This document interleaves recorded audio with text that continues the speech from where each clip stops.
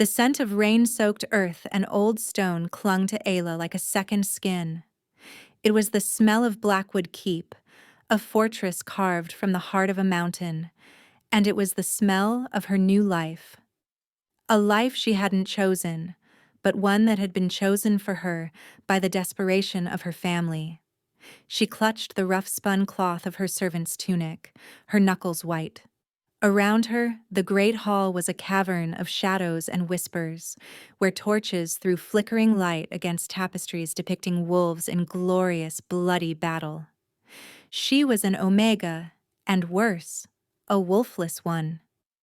In the Shadowfang pack, where the strength of your inner beast determined your worth, she had none. Her birth had been a disappointment, her existence a quiet shame her parents bore with grim resignation. While her sister Bryony had shifted at 13 into a sleek, powerful gray wolf, Ayah had remained stubbornly, painfully human. She was a flaw in the bloodline, a broken thing. "Stand straight," her father had hissed before they'd pushed her through the gates. His eyes, usually distant, had been sharp with a frantic hope she didn't understand. "Do not speak unless spoken to. Do not look the Alpha in the eye. He is volatile." Volatile was a word used for a storm, for a cornered animal. For Lord Corvus, the Alpha of the Blackwood Dominion, it was an understatement. He was known as the Beast of Blackwood, a ruler so consumed by his own rage that he hadn't been seen in public for years. He ruled through his beta, a grim-faced wolf named Gideon, and through fear. Whispers said his wolf was a feral monster, that it had devoured his parents, that it drove him to madness in the dark of the moon. And now, Ayah was his, a tribute, a peace offering from her struggling pack, who hoped to curry favor with the most powerful alpha in the territories by giving him something utterly worthless, a broken Omega. The irony was a bitter stone in her throat. Gideon strode into the hall, his presence silencing the murmurs of the other household staff. He was tall and broad, with a scar that cut through one eyebrow, giving him a permanent scowl. His eyes scanned the line of new tributes, a baker's son, a weaver's daughter, and her. His gaze lingered on Ayah, a flicker of something she couldn't name in their depths. Pity? Contempt? "You," he said, his voice a low rumble. He pointed a thick finger at her. "The wolfless one from Shadowfang." Ayah flinched but held her ground, her heart hammering against her ribs. She gave a short, jerky nod. "Lord Corvus has a specific need," Gideon continued, his eyes cold. "His personal wing is to be attended. The last servant failed to follow instructions. The threat was unspoken but hung heavy in the air. Failed servants at Blackwood Keep were never seen again. A wave of terror, cold and sharp, washed over her. The Alpha's personal wing, the beast's own lair. No one went there. It was a place of legend and fear, where the screams were sometimes heard on the wind. "Your duties are simple," Gideon said, his voice dropping lower as he stepped closer. "You will deliver his meals. You will clean the outer chambers. You will never enter his bedchambers unless summoned. You will never speak to him, and you will never, ever look him in the face. Do you understand?" "Yes, Beta," she whispered, her voice barely a thread of sound. He stared at her for a long moment, as if trying to decipher a puzzle. She felt a strange quality she possessed, a quietness that went beyond her Omega nature. Animals, even the most skittish, would often calm in her presence. Angry children would quiet. It was a useless, unnoticed trait, a soft power in a world that only valued the sharp and the strong. It would do her no good here. "Come," Gideon commanded, turning on his heel. "Your duties begin now." Ayah followed him from the great hall, her worn leather shoes making no sound on the cold stone. They climbed a winding staircase that seemed to ascend into the very heart of the mountain. The air grew colder, heavier. The torches became scarcer, leaving deep pools of shadow that her mind filled with monstrous shapes. The silence was absolute, broken only by the distant howl of the wind outside. They arrived at a massive, iron-banded door. Gideon produced a heavy key. "Leave the tray outside the door. Knock 3 times. Then leave. Immediately. Do not wait for an answer." He handed her the key, its metal cold against her trembling palm. "This is for the antechamber only. The rest of the wing is his domain." He gestured to a small cot in an alcove across the hall. "This is where you will sleep. You are to be on call at all hours." He left her there, his footsteps echoing down the long, dark corridor until they faded into nothing, leaving Ayah alone with the terrifying silence and the iron door that separated her from the beast. Her hand shook as she looked at the key. This was her life now. A cage within a cage, waiting on a monster. The first week was a study in terror and routine. 3 times a day, Ayah would fetch a heavy tray of food from the kitchens, roasted meat, bread, a flagon of dark wine, and carry it up the winding stairs. Her arms would ache by the time she reached the iron door. She would set the tray down, knock 3 times as instructed, her knuckles rapping against the cold metal, and then she would flee back to her alcove, her heart pounding a frantic rhythm against her ribs. She never heard a sound from within. No footsteps, no voice. The tray would be gone when she returned later, the plates wiped clean, the flagon empty. It was as if a ghost lived in the Alpha's wing, a phantom of immense appetite and silent rage. She spent her days cleaning the antechamber, a circular room just inside the iron door. It was a stark masculine space, dominated by a large empty fireplace and shelves filled with old leather-bound books. Dust motes danced in the thin shafts of light that pierced the gloom from a high, narrow window. There was a faint scent in the air, something wild and musky, like pine needles and ozone after a lightning strike. It was the scent of him, the Alpha. It was potent, and it made the fine hairs on her arms stand on end. Sometimes, when she was dusting the books, she would run her fingers over the cracked leather spines. They were tales of old heroes, of forgotten magic, of worlds beyond their grim mountains. She wondered if he read them, this beast of an Alpha. The thought was so incongruous it was almost laughable. One night, a storm broke over the keep. Wind howled through the corridors like a grieving spirit, and rain lashed against the stone. Ayah lay on her cot, pulling her thin blanket tighter, when a sound ripped through the night that was not the storm. It was a roar, a sound of pure, unadulterated agony. It came from behind the iron door, a guttural, soul-shattering cry that was half man, half beast. It was followed by the crash of splintering wood and the shriek of metal. Ayah shot upright, her body rigid with fear. The sounds of destruction continued, a terrible, violent symphony of rage and pain. She could hear him, panting and snarling, his voice a low, wretched growl. He was in there, fighting something, fighting himself. Every instinct screamed at her to run, to hide, to make herself small and disappear.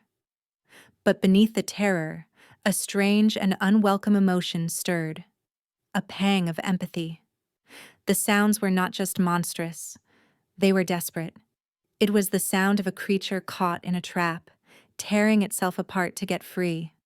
The noise eventually subsided, replaced by a ragged, exhausted silence. Ayah didn't sleep for the rest of the night. She sat huddled on her cot, staring at the door, her mind replaying that terrible broken roar. The next morning she approached the door with more dread than ever. She set down the breakfast tray, her hands trembling so badly that the cutlery rattled on the plate. As she raised her hand to knock, she noticed something new. Deep gouges were scored into the thick oak of the door, as if massive claws had tried to tear their way out. A cold dread washed over her. She knocked and scurried back to her alcove, her heart in her throat. Hours passed. The tray remained untouched. Lunchtime came and went. The breakfast tray still sat there, cold and forgotten. This was a breach of the fragile routine, and it terrified her. What if he was dead? Or worse, what if he was lying in wait, his madness having finally consumed him? Gideon's words echoed in her mind. Do not wait for an answer. Never enter unless summoned. But the silence was more frightening than the rage. Hesitantly, she crept back to the door. She pressed her ear against the cold wood, listening. Nothing. Just the oppressive, heavy silence. Taking a breath that felt like swallowing broken glass, she did the one thing she was forbidden to do. She used the key. It scraped loudly in the lock. With a click that sounded like a death knell, the lock turned. She pushed the heavy door open a crack and peered inside. The antechamber was destroyed. A heavy oak table was smashed to splinters. Books were torn from the shelves, their pages scattered like fallen leaves. And in the center of the room, amidst the wreckage, lay the Alpha. Lord Corvus was on his side, facing away from her.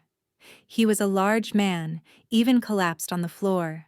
He wore simple black breeches and a torn tunic, his back broad and corded with muscle. His dark hair was matted with sweat. He was utterly still.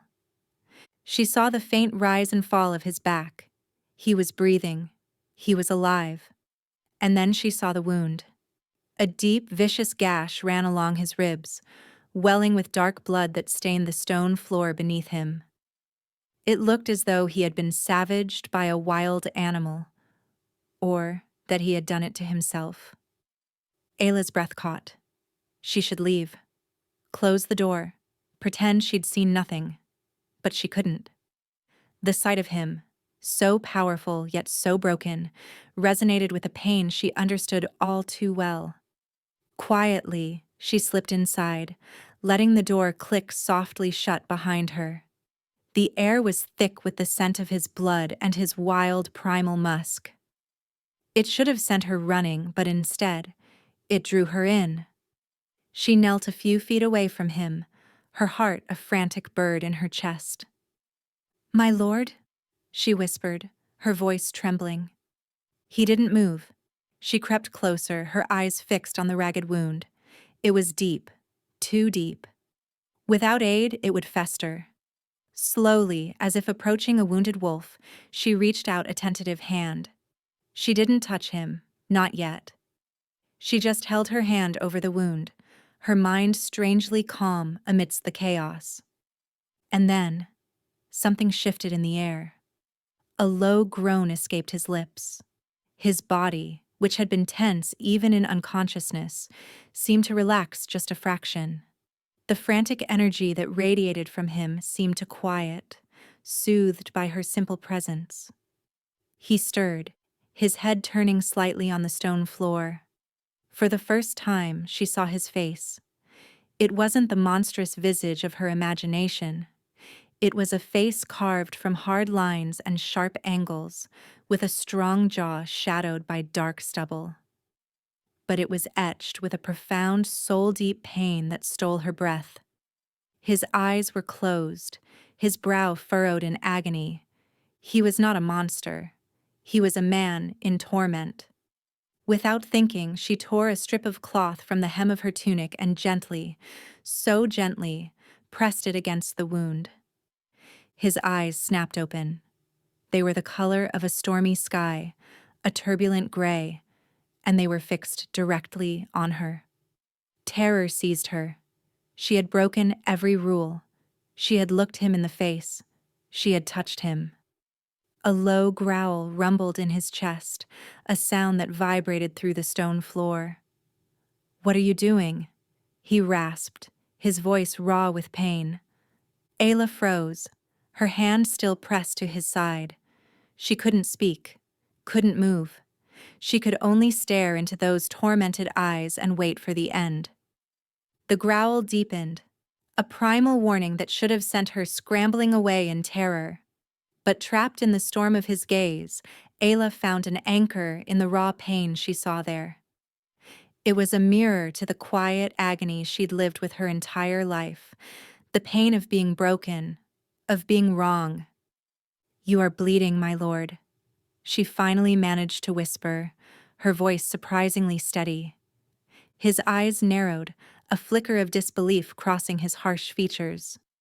No one spoke to him. No one dared.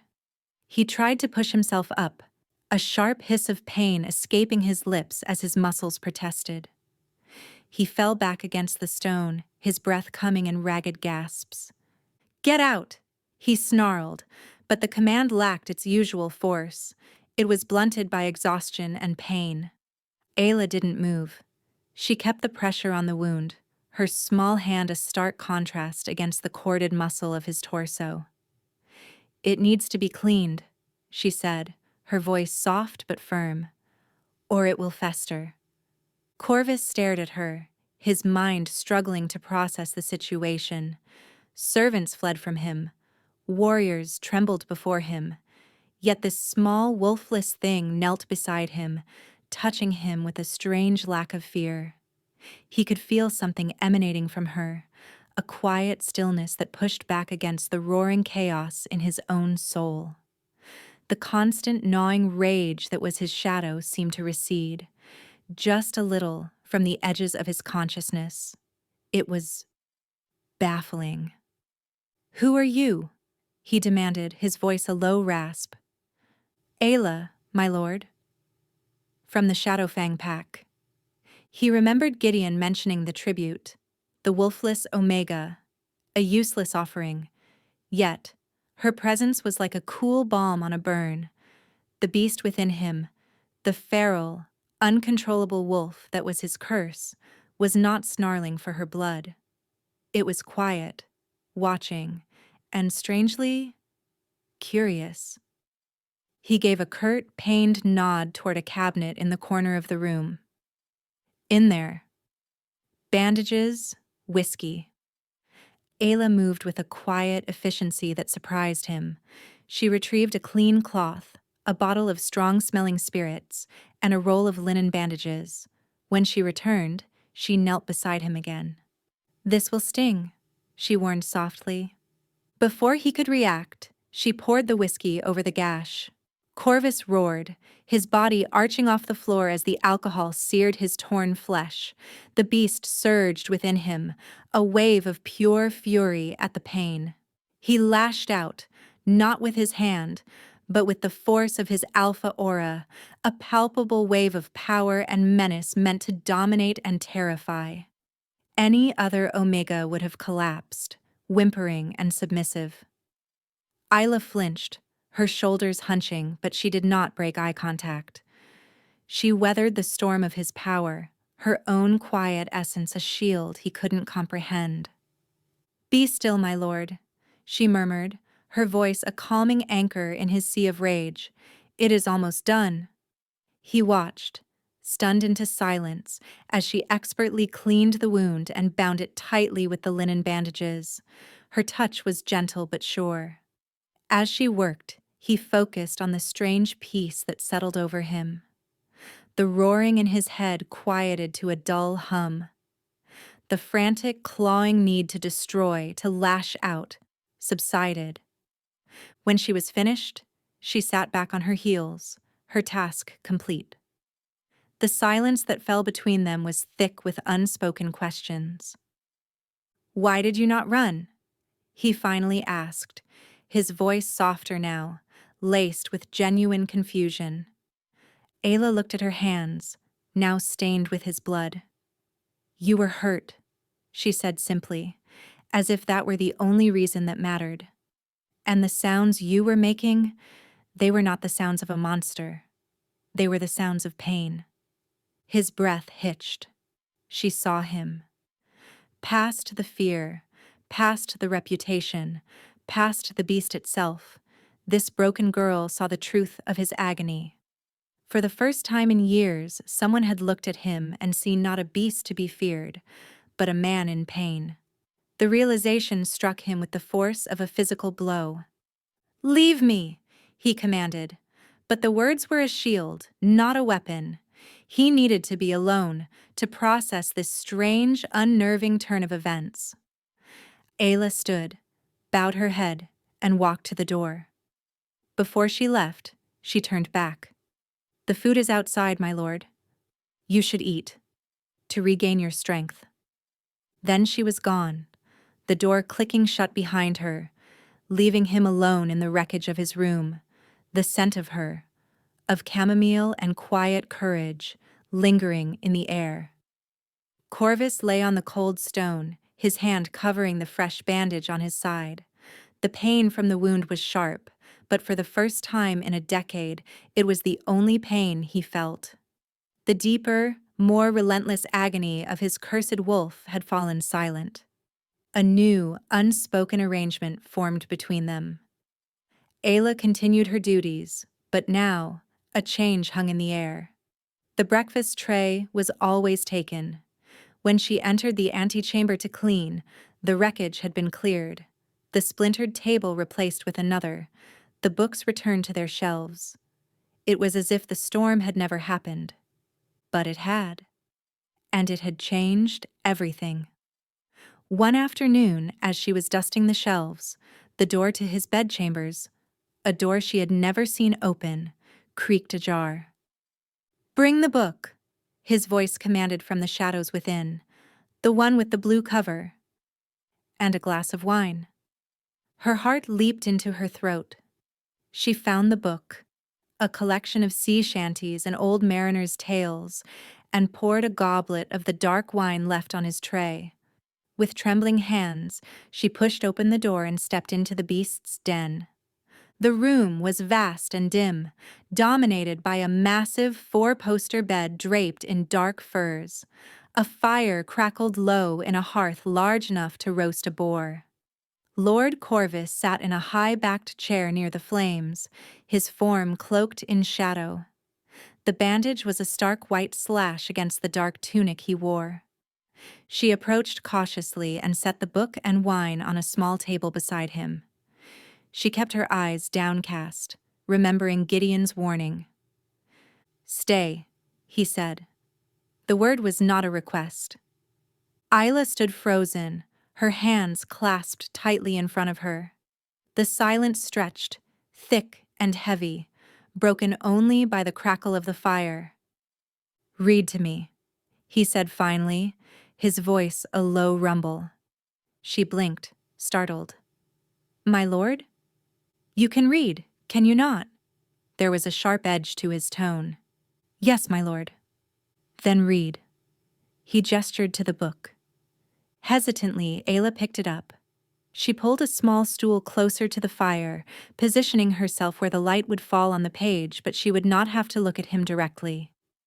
Her voice was shaky at first, a mere whisper as she began a tale of a ghost ship and its cursed captain. But as she read, the story took over. Her voice grew stronger, smoother. She had always loved stories, the escape they offered from her own drab existence. She gave voice to the grizzled captain, the terrified cabin boy, the wail of the wind in the rigging. Corvus listened in absolute silence. He didn't move, didn't speak. He just sat in his chair, a statue of shadow and pain. But as Ayah read, he felt the familiar tension in his shoulders begin to ease. The ever-present headache, the one that signaled the wolf's restlessness, receded.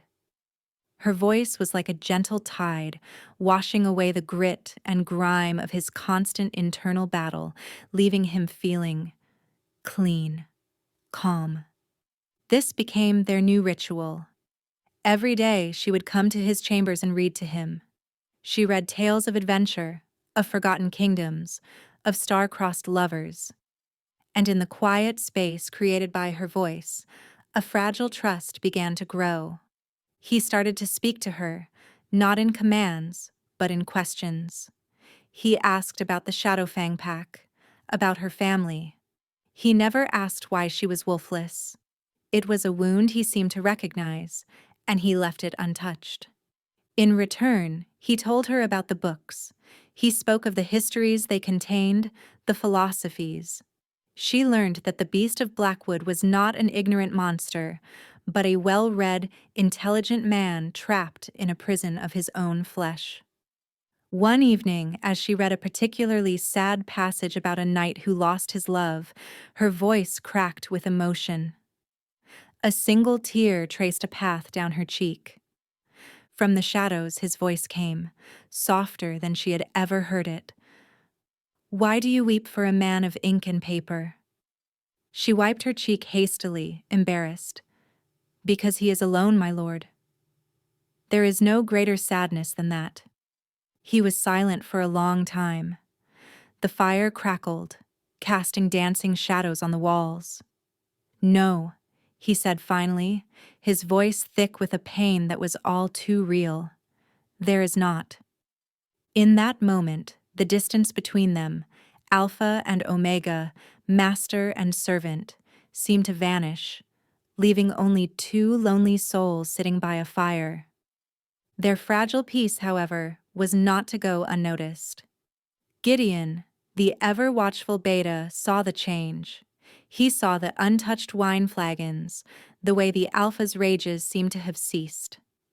And he saw the wolfless Omega, who now spent hours closeted with their feared lord. He watched her with a mixture of suspicion and grudging respect.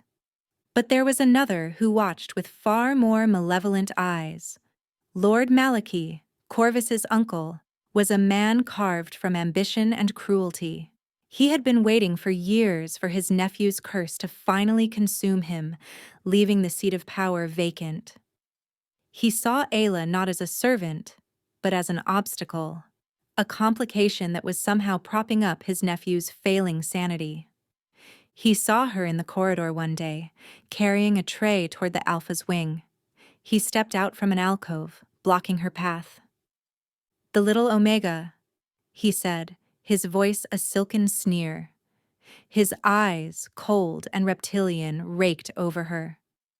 "I hear you've become the Alpha's new pet. Does he have you warming his bed as well as reading his stories?" Ayah paled, clutching the tray tighter. "I am his servant, Lord Malachi. Nothing more." "Do not play coy with me, girl," he hissed, stepping closer. He was a large man, almost as tall as Corvus, but he lacked the Alpha's raw power, replacing it with a cultivated menace. "My nephew is weak. A broken leader clinging to power. Whatever trick you are using to soothe him, it will fail. And when it does, I will be the one in charge. And I do not keep broken pets." He reached out and stroked a finger down her cheek, his touch slimy and cold. Ayah flinched back as if burned. "Stay away from him," Malachi warned, his voice a low threat. "Or you will have an accident. The stairs in this keep are very steep." He smiled, a chilling, humorless expression, and then swept past her down the corridor. Ayah stood trembling, the scent of his malice clinging to her like soot. The fragile peace she had found was a lie. This keep was a viper's nest, and she was standing right in the middle of it. Malachi's threat lingered in Ayla's mind, a cold poison that seeped into the quiet moments she spent with Corvus. She became jumpy, seeing shadows in every corner, flinching at every unexpected sound. Corvus, preternaturally sensitive to the emotional state of those near him, noticed immediately. "You are afraid," he stated one evening, his voice cutting through the stories she was reading. She had stumbled over the same sentence 3 times. Ayla's head snapped up. "No, my lord." "Do not lie to me," he growled, a hint of the old menace returning to his tone. He stood up from his chair and walked out of the shadows, into the full light of the fire. It was the first time she had seen him stand so close, so clearly. He was immense, a creature of raw power and coiled tension, yet the pain was ever present in his stormy gray eyes. What has happened? She couldn't bring herself to speak of Malachi, to draw the Alpha's wrath down on his own kin. It would only cause more strife. It is nothing, my lord. I am unused to the keep. His eyes narrowed. He knew she was lying, but for some reason, he let it go. Instead, he did something that shocked her to her core. He reached out, his large, calloused hand gently taking the book from her trembling fingers. His knuckles brushed against hers, and a jolt, like lightning, shot up her arm. It was the mate pull, faint, nascent, but unmistakable. A dizzying, terrifying recognition that shook her soul. Her breath hitched. Corvus felt it too. A sudden, overwhelming wave of possessiveness and a desperate, aching need. It was a feeling he had suppressed for years, a bond he could never allow. To chain a mate to his cursed existence would be the ultimate cruelty. He snatched his hand back as if burned, his expression turning to one of self-loathing. He turned away from her abruptly, stalking over to the narrow window that looked out over the sheer cliff face. "The curse," he said, his voice tight and strained. "It is a bloodline affliction. Passed down from my grandfather. The alpha wolf of our line is too strong, too primal. It cannot be contained by a mere man. It grows in power with each generation, driving its host to madness before finally consuming him. My father succumbed to it. He killed my mother before turning his claws on himself." The confession fell into the silent room, heavy and horrifying. Ayah stared at his broad back, her own fear forgotten, replaced by a wave of profound sorrow for him.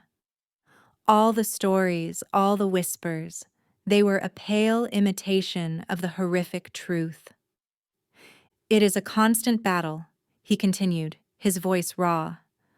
"A war inside my own head. The beast wants control. It wants to hunt, to kill, to rut. It craves violence, and I spend every waking moment holding it at bay." He slammed his fist against the cold stone of the wall, the impact echoing like a gunshot. "Your presence. It quiets the beast. I do not understand it. It is a weakness, a dependency I cannot afford." Ayla found her voice, a soft counterpoint to his anguish. "It is not a weakness to find peace, my lord." He whirled around, his eyes blazing with a desperate fire. "Peace? There is no peace for me. There is only the briefest of ceasefires before the next assault. And Malachi knows it. He circles like a vulture, waiting for me to fall." The mention of his uncle's name made her flinch, a reaction that did not go unnoticed. Corvus's eyes sharpened, the pieces clicking into place. "He threatened you," Corvus stated, his voice dropping to a dangerously low growl. It was not a question. Ayla looked away, unable to meet his furious gaze. "He warned me to stay away from you." The rage that exploded from Corvus was terrifying. It was not the uncontrolled, agonized fury of his episodes. It was a cold, focused alpha rage. The temperature in the room seemed to drop. The fire in the hearth shrank back as if in fear. "What did he say?" he demanded, stalking toward her. She backed away until her legs hit the stool. "He said I was a complication. That you were weak. He said I might have an accident." Corvus stopped, his hands clenched into fists so tight his knuckles were white. The beast was roaring in his mind, demanding he hunt down his treacherous uncle and rip his throat out. But another feeling warred with it. A ferocious, desperate need to protect the small woman standing before him. This was Malachi's plan, to get to him through her. "You are not safe here," Corvus said, the words tasting like ash in his mouth. "I will not leave you," Ayah said, the words spoken without thought, a raw instinct she didn't know she possessed. "You will," he snarled, his control slipping. His eyes began to glow with a faint feral light. "I will not have your death on my conscience." Suddenly the doors to the chamber burst open. Gideon stood there, his face pale, his sword drawn. "My lord! Malachi has invoked the right of challenge. He demands leadership of the pack." Corvus turned, the rage in his eyes turning to an icy calm. The vulture had grown tired of waiting. "He challenges you to single combat at moonrise," Gideon said, his voice grim. "He claims your wolf has made you unfit to rule." Ayah gasped, her hand flying to her mouth. It was a death sentence. Malachi knew Corvus couldn't fight without his wolf, and he knew that unleashing the wolf would mean unleashing the monster. He would either be killed by Malachi or executed by his own pack for losing control. It was a perfect trap. Corvus looked from Gideon's grim face to Ayla's terrified one. He was caught.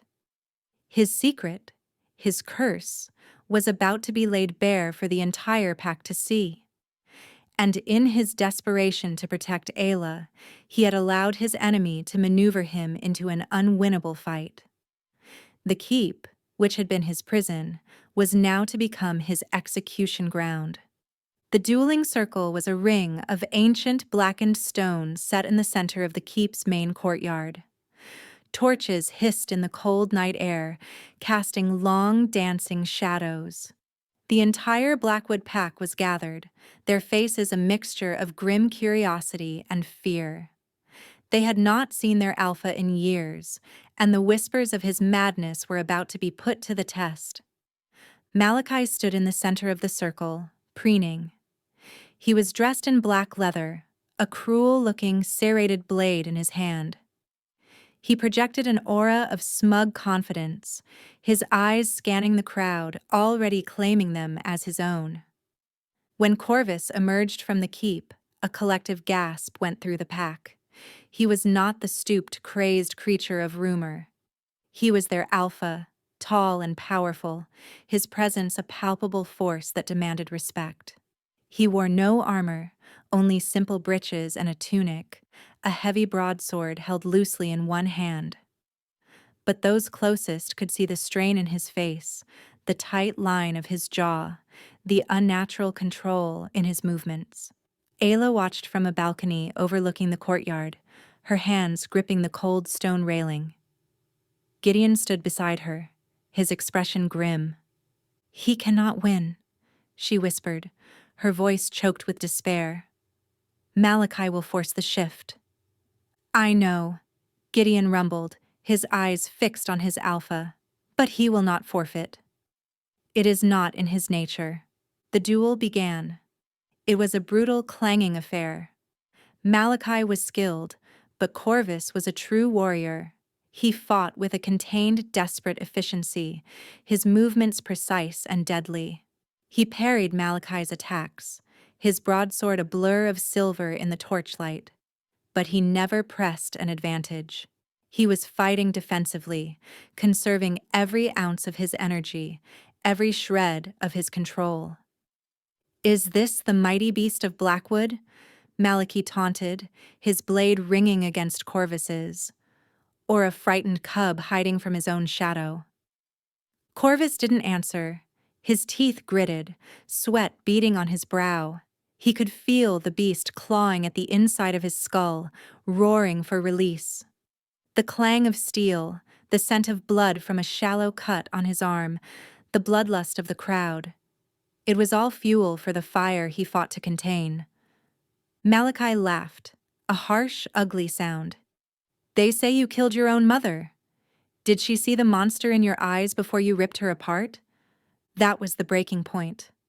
The insult, so close to the horrific truth, shattered Corvus's concentration. A guttural roar ripped from his throat, a sound that was not entirely human. He surged forward, his sword forgotten, his movements becoming jerky, inhuman. His body began to contort. His shoulders broadened, bones cracking and reshaping under his skin. Dark fur sprouted along his arms, and his fingers elongated into vicious black claws. It was not the clean, swift transformation of a normal shifter. It was a grotesque, agonizing metamorphosis, a horrifying blend of man and monster. The pack recoiled in horror. This was not the noble wolf of an alpha. This was a nightmare given flesh. Malachi's face split into a triumphant grin. This was what he had wanted, to expose the monster for all to see. Corvus fell to his knees, clutching his head, fighting the transformation. He was losing. The beast was winning. He could feel his consciousness slipping away, being replaced by a red tide of pure, feral rage. He had a choice. Let the beast take over, kill his uncle and be put down like a rabid dog, or pull back. Let Malachi kill him and die as a man. From the balcony, Ayah watched, her heart shattering. She saw the choice in his agonized eyes. He was going to let himself be killed. In that moment, something inside her broke. Not her spirit, but her fear. All the rules, all the warnings, all the reasons she should stay small and silent, they burned away in a sudden, fierce blaze of love. "No," she whispered. Before Gideon could react, she turned and fled from the balcony, running down the stone steps, her feet flying. She burst through the crowd of stunned wolves, who parted before her like a wave. She didn't stop until she was at the edge of the dueling circle. "Ayah, no!" Gideon's voice bellowed from behind her, but it was too late. She stepped over the ring of ancient stones, into the sacred space of combat. The world seemed to fall silent. Malachi stared at her, his triumph turning to disbelief. Corvus, his transformation half complete, his face a twisted mask of man and wolf, looked up. His glowing feral eyes fixed on her. A low, dangerous snarl rumbled in his chest. The beast saw her not as a woman, but as prey. "Get back, you little fool!" Malachi shrieked. "It will kill you." But Ayah only had eyes for Corvus. She walked toward him, her steps slow and steady, her heart pounding but her purpose clear. The monster before her was in agony, and she was the only one who could reach the man inside. "Corvus," she said, her voice clear and calm in the stunned silence. The beast snarled, taking a lurching step toward her, claws extended. She didn't flinch. She kept walking until she was standing directly in front of him. She reached out her hands, not in a defensive posture, but in an offering. She placed her palms flat against the hot, fur-covered expanse of his chest.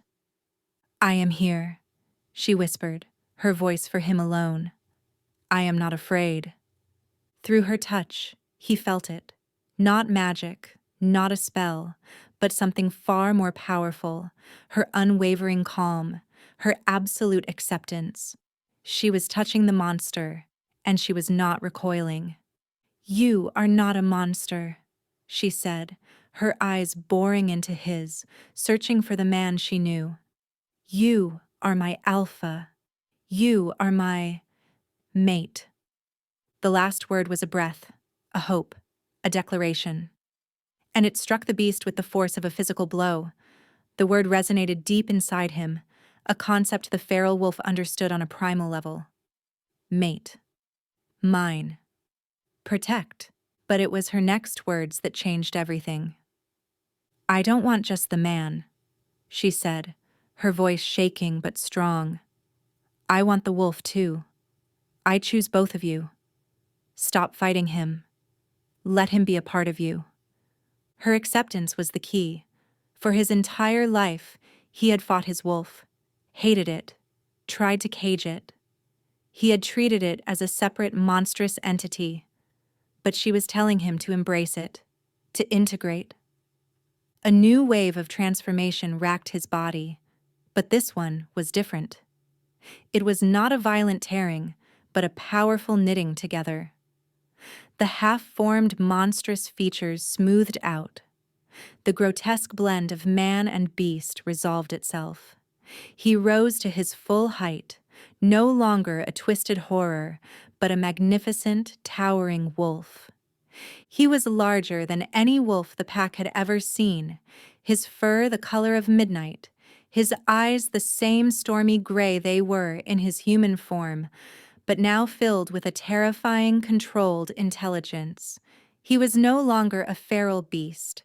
He was the true alpha, man and wolf united, whole for the first time in his life. He turned his massive head and looked at Malachi. The triumphant sneer on his uncle's face had been replaced by stark, abject terror. The great wolf let out a howl. It was not a cry of pain or rage, but a declaration of power, of dominance, of victory. It echoed off the stones of the keep, a promise of a new era. Then, with a speed that was almost too fast to see, he lunged. The fight, if it could be called that, was over in seconds. The great black wolf that was Corvus moved with a fluid, lethal grace. He didn't savage Malachi. He didn't rip and tear like the feral beast would have. Instead, he disarmed him with a snap of his powerful jaws, sending the serrated blade skittering across the stones. He pinned his uncle to the ground with one massive paw on his chest, the pressure immense, cracking ribs. Malachi whimpered, his bravado gone, replaced by the pathetic terror of a cornered rat. The wolf leaned down, its hot breath ghosting over Malachi's face, its intelligent gray eyes boring into his. A low growl rumbled in its chest, a promise of death held in check by a powerful will. The message was clear. I could kill you.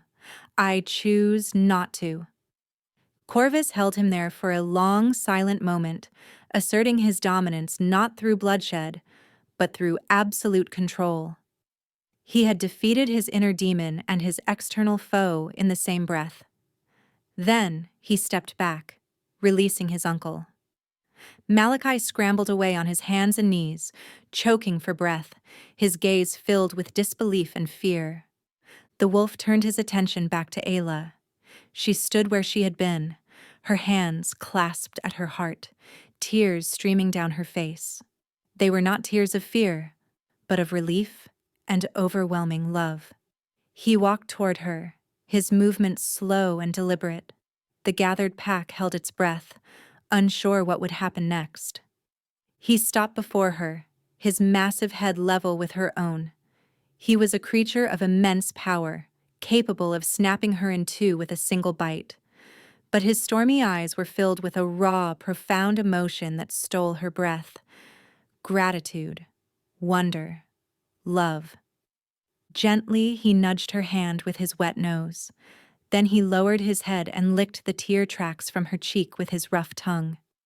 It was a gesture of such profound tenderness from such a formidable creature that a murmur went through the crowd. Then, before their astonished eyes, the great wolf began to shift back. The transformation was smooth, powerful, and clean. Where the monstrous wolf had stood, there was now Corvus, their alpha, naked and unmarked, his body radiating a power and confidence they had never seen before. He was no longer a man at war with himself. He was whole. He looked at Ayah, and the world fell away. There was only her. The wolfless Omega who had seen past the beast and saved the man. The mate who had not just accepted his broken parts, but had demanded them, making him complete. Ayah, he said, his voice thick with emotion. He stepped forward and pulled her into his arms, holding her tightly against him. He buried his face in her hair, inhaling her calming scent. You saved me. You saved yourself, she whispered back, her arms wrapping around his strong back. I just opened the door. He pulled back just enough to look down at her, his gray eyes shining with an intensity that made her heart soar. "From this moment on," he declared, his voice ringing with alpha authority, carrying to every corner of the courtyard. "This woman is under my protection. She is not a servant. She is not a tribute." He paused, his gaze sweeping over his stunned pack. "She is my mate." "Your Luna." A shockwave of disbelief and awe rippled through the crowd. An Omega? A wolfless one? Their Luna? It was unheard of. It shattered every tradition, every law of their harsh hierarchical society. Corvus ignored their murmuring. He looked only at Ayah. With a tenderness that belied his immense strength, he cupped her face in his hands. "Tame my wolf," I told myself, "and I would crown whoever could do it." "You did not tame him, Ayah. You freed him. You freed us both." He lowered his head and, in front of the entire pack, he leaned down. Tradition dictated that the claiming of a mate was done with a bite to the neck, a mark of ownership. Corvus defied it. He claimed her not with a mark of possession, but with a kiss. It was a kiss of desperation and gratitude, of fierce passion and gentle reverence. It sealed their bond more surely than any bite ever could. When he broke the kiss, he rested his forehead against hers. He looked over at Gideon, who was watching with a stunned but dawning smile. "Gideon," Corvus commanded, his voice clear and strong, "take my uncle to the dungeons. He will await my judgment, and send word to the Shadowfang pack. Inform them that their tribute has been accepted, as the Luna of Blackwood." Gideon grinned, a true, broad smile that transformed his scarred face. "Yes, my alpha." As Gideon and other guards hauled a sputtering Malachi away, the rest of the pack remained silent, watching their new alpha and his impossible Luna. They had come expecting to see a monster and a new leader. Instead, they had witnessed a miracle. They saw an alpha who was not broken, but stronger than ever, and a wolfless Omega who possessed a power none of them could understand. Corvus scooped Ayah into his arms as if she weighed nothing and carried her back into the keep, away from the prying eyes of their people. As they passed through the great doors, he looked down at her, his love for her, a blazing star in his eyes. Their new beginning was here, forged in the heart of a storm, and he knew, with every fiber of his being, that with her by his side, they could build a new world from the ashes of the old. Chapter 8. The days that followed were a whirlwind of change. Blackwood Keep, once a place of fear and shadow, began to transform. Corvus, no longer a recluse, emerged as a true leader. He walked the halls, his presence a comforting weight, rather than a terrifying one. He spoke with his warriors, his council, his servants. The man they discovered was not the monster of rumor, but a thoughtful, decisive, and fiercely protective alpha. His union with Ayah was the bedrock of this new era. He made it clear that her word was his. At first, the pack was wary. An Omega Luna, and a wolfless one at that, was a difficult concept for a people who had valued physical strength above all else for centuries. But Ayah did not try to rule with an iron fist. That was not her way. Her strength was in her quiet empathy. She spent time in the kitchens, listening to the concerns of the staff. She visited the healers, learning their craft and offering her own calming presence to the sick and injured. She started a small library for the pack's children, reading them the same stories that had once soothed her alpha. Slowly, attitudes began to shift.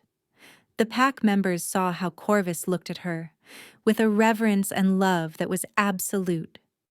They saw how his wolf, now a constant, integrated part of him, would often manifest in his eyes when he watched her, a look of pure, protective adoration. They began to understand that her strength was not lesser, just different. It was the strength of a healer, a uniter, a peacemaker. It was the perfect balance to their alpha's formidable power. Ayah's family was summoned from the Shadowfang pack. Her father and mother arrived, trembling with fear, expecting punishment for offering a defective tribute. Instead, they were greeted by their daughter, dressed not in servant's rags, but in the fine wool and soft leather of a Luna, standing beside the most powerful alpha in the territories. Their shock was profound. Bryony, her sister, simply stared, her mouth agape. "Ayah," Bryony whispered, as if seeing a ghost. Ayah smiled, a genuine, happy smile. "It's good to see you, sister." Later, in private, Bryony grabbed her sister's hands. "How?" "You're wolfless. He's the beast of Blackwood." "He is Corvus," Ayah corrected gently. "And my wolflessness, my calmness, it was what he needed. It wasn't a flaw, Bryony. It was just a different kind of strength." The realization dawned on her sister's face, a slow recalibration of a lifetime of belief. Corvus, with Ayla's counsel, began to institute changes that rippled through their society. Omegas were given more rights and protections. Disputes were settled with mediation before combat. He forged new, fairer alliances with neighboring packs, using diplomacy as his first weapon, not his last. He was still the most dangerous wolf on the continent, but now his power was guided by wisdom and compassion. Malachi was brought before the Alpha for judgment. He was stripped of his title and his lands, but Corvus, remembering Ayla's belief in second chances, spared his life. He was exiled, banished to the barren lands to the north, a fate many considered worse than death. Their bond, the mate pull that had once been a terrifying spark, was now a roaring, comforting fire that warmed them both. They were rarely apart. Corvus found he was most at peace with her in his arms, her quiet presence a constant anchor for his powerful spirit. Ayla, who had spent her life feeling small and worthless, blossomed under his love and respect, finding a confidence she never knew she possessed. One night, they stood on the same balcony where she had watched him fight for his life. The moon was full and bright, bathing the mountains in silver light. "Do you ever miss it?" she asked softly, leaning her head against his shoulder. "The silence? The solitude?" Corvus wrapped his arms around her, pulling her back against his chest. He pressed a kiss to the top of her head. "That wasn't solitude, my love. It was a prison. I was the loneliest man in the world, surrounded by a pack I couldn't lead, trapped with a beast I couldn't control." He turned her in his arms to face him, his gray eyes soft in the moonlight. "You gave me back my life, Ayla. You gave me back myself." "We gave that to each other," she corrected, rising on her toes to kiss him. In that moment, she was not an Omega. He was not just an Alpha. They were two halves of a whole, a perfect balance of strength and serenity, a testament to a love that had defied tradition, defeated a curse, and rebuilt a kingdom. 1 year later, laughter echoed in the halls of Blackwood Keep. It was a sound that had been absent for a generation, but now it was as common as the crackle of the hearth fires. The great hall, once a place of shadows and fear, was now bright and warm, its tapestries depicting not just war, but also scenes of harvest, of community, of peace. Luna Ayla sat in a comfortable chair near the fire, a small sleeping bundle wrapped in soft furs cradled in her arms. Her son, barely a month old, had his father's dark hair and, she suspected, his father's formidable spirit. Across the room, Alpha Corvus was on the floor, wrestling playfully with a group of pack children. He shifted partially, his hands covered in soft, dark fur, his teeth blunted as he nipped gently at a giggling young boy. His wolf was no longer a weapon or a curse. It was a part of him, as natural as his own heartbeat, and the children adored him for it. He caught her eye from across the room, and his smile was a thing of pure, unadulterated joy. The pain that had once been etched so deeply into his features was gone, replaced by a profound peace that radiated from him. The Blackwood pack was thriving. Their alliance was the strongest in the territories, built not on fear but on respect. The old, cruel ways were fading, replaced by a new understanding that there were many kinds of strength. Omegas held positions on the council, and wolfless members of the pack, once shamed, were now valued for their unique skills and perspectives. It was Ayla's quiet revolution, and it had transformed their world. Later that evening, after their son was asleep in his cradle, Corvus led Ayla out to their balcony. The night was clear, the stars like scattered diamonds on black velvet. "A year ago," he murmured, wrapping his arms around her from behind, resting his chin on her shoulder. "I stood in the dueling circle below, ready to die." She leaned back into his embrace, her hand covering his. "And a year ago, I was a terrified servant who thought her life was over." He chuckled, a low, warm rumble in his chest. "We were quite the pair, weren't we?" He nuzzled her neck, his wolf purring in contentment. "Look what you've built, my love. A home, a family, a future." "We built it," she corrected softly. She turned in his arms, her love for him shining in her eyes. "They used to laugh at the poor Omega servant. The broken, wolfless thing." Corvus's expression grew serious, his gaze intense. "No one is laughing now. They see their Luna, the heart of our pack, the wolf to my soul." He lowered his head and kissed her, a slow, deep kiss filled with the comfortable passion of a love that was both a wild storm and a safe harbor. The feared beast of Blackwood was gone, replaced by a loving husband, a doting father, and a wise alpha. And the worthless Omega was now the most powerful woman in the land, her strength not in a beast of fang and claw, but in the unwavering courage of her own heart. Together, they had found their happily ever after, not in a fairy tale, but in the home they had built in each other's arms.